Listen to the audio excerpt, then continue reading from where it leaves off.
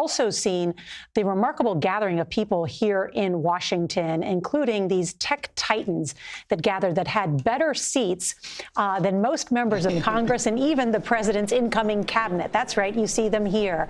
These are the world's richest men who had the best seats in the House there in the Capitol Rotunda. You see Elon Musk there, the CEO of Google, Sundar Pichai, Jeff Bezos and his fiancée, Lauren Sanchez. And then you can see Mark Zuckerberg there of Meta with his wife, Dr. Priscilla Chan. All of them just some of the notable businessmen. And then also the head of LVMH, Bernard Arnault, and his family, also, I believe, the third or fourth richest man in the world. So all gathered here. And so we heard from President Biden in his departing remarks from the Oval Office the other night. He warned about a tech oligarchy. And so for more on what that may mean, let's bring in Walter Isaacson.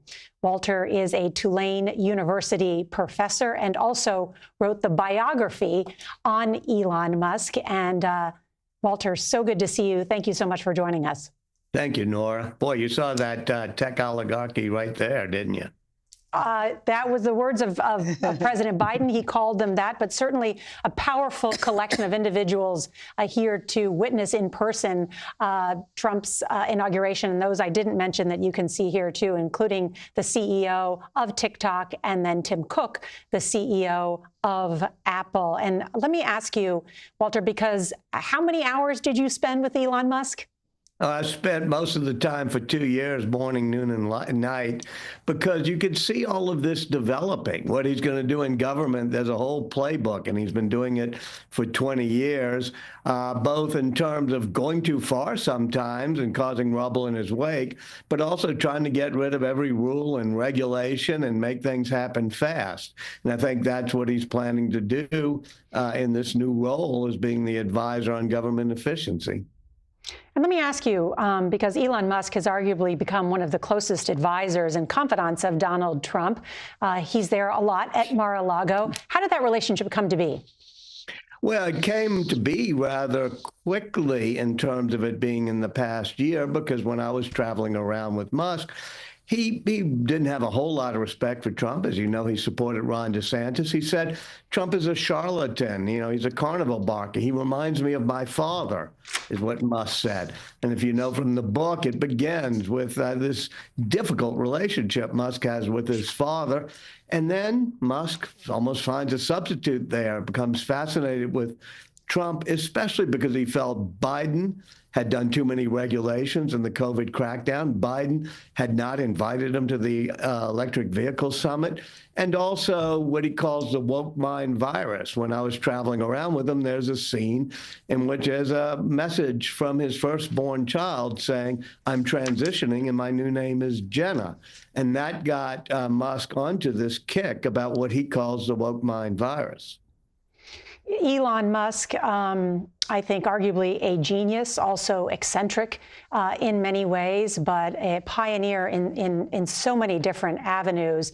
I do want to ask you, I spoke with a friend of his recently who said, what's wrong with having someone as smart as Elon Musk in government trying to eliminate waste? That would be a good thing. What do you think, though, would be some of the challenges? Well, look, everything he's done, he's been able to do things like eliminate waste. There are little scenes in the book about the latches that the military had you put on space, because he said, no, let's just get the latch off of the bathroom door stall. We can do it at 1,000th of the price. Well, that generally works well, but sometimes you cause problems. And I think Musk is really going to go full bore. People have no clue of what this sort of flamethrower mentality that he shows throughout of his life, how that's going to affect government. Obviously, there's probably a good side to that. There's a lot of paralysis in government, but you're going to see rubble, just like you see rubble every time he tries to invent a new rocket. The book has him doing the first Falcon launches, rubble in his wake. Eventually, though, he gets to orbit. You know, Walter, I read your book. It's called Elon Musk, by the way. I read the book from cover to cover, and it really is a good read. And you mentioned Elon being a flamethrower. And my thing is this, we talked to a lot of people out on the streets who said, we know he's brilliant, we know he's a genius, we know he's smart, but they're also they're very afraid of him. They say he has very close access to the president. Does he only care about the power? When you think about that, did you see that kind of thinking, that he wanted this kind of power? Because now some people even call him President Musk, which of course drives Donald Trump crazy. Did you see this side of him wanting to get into politics? Yeah, you and I talked about this when the book first came out, Gail. I think that he's in some ways driven by larger forces than that. Here, as you know, is a kid who's got no friends. He's very lonely, on the autism spectrum, reading the X-Men comics, the superhero comics, imagining him saving humanity. So I think he imagines himself almost as the avatar in his own video game, and he's getting to play hero. So I don't think this is about, hey, maybe getting tax credits for EVs, because as you saw, Trump's not going to keep those things going. It's about, I feel humanity's threatened. I'm going to help us get to Mars. I'm going to fight all the dark forces. And when you got a sense of mission like that, it can be amazingly strong. But as you said, it can also be dangerous. Yeah. Do you think he and Donald Trump are a good team together? Do you have concerns? Knowing well, what you know, you've gotten to know exactly. Elon very well. Yeah, it's not exactly the most stable molecule, because Elon has never really worked for anybody. The only time he tried to a little bit is the beginning days of Tesla, and that didn't work. And Donald Trump has not exactly shown himself to be an expert at sharing the limelight. But my own prediction is, you can see how dedicated Musk is to this. Steve Bannon, the head of the other wing of the populist MAGA, said, I'm going to get Musk gone by Inauguration Day. Well, there you saw Elon Musk sitting in front of the Secretary of Commerce, sitting in front of the cabinet, Steve Bannon nowhere being around. So I think there's at least a good year in which this Department of Government Efficiency, you're going to see Elon doing in government what you saw him in the book doing to the private sector.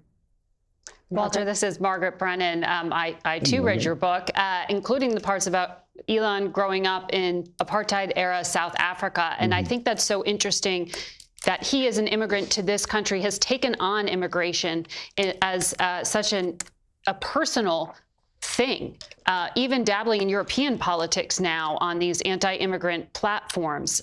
He has even talked and gone to some pretty big rhetorical battles, at least with Steve Bannon, who you just mentioned there, over H-1B visas and bringing skilled workers into the United States. I'm wondering, where do you think this is going? Why is this such a personal issue for him, not just in the U.S., but around the world, this anti-immigrant position?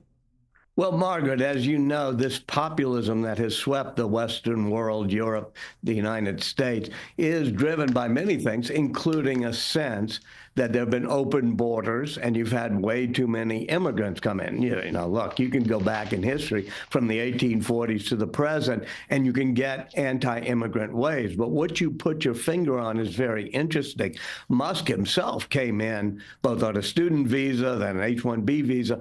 He believes that America is in competition with the rest of the world, and we do have to let skilled immigrants in. We do have to have the best engineers of the world coming to the United States. And so it's a very complicated sense that we don't want to have open borders, but we do want to get the best, or the smartest, I should say, engineers into America. Walter Isaacson, so wonderful to have you on this day. Thank you so much.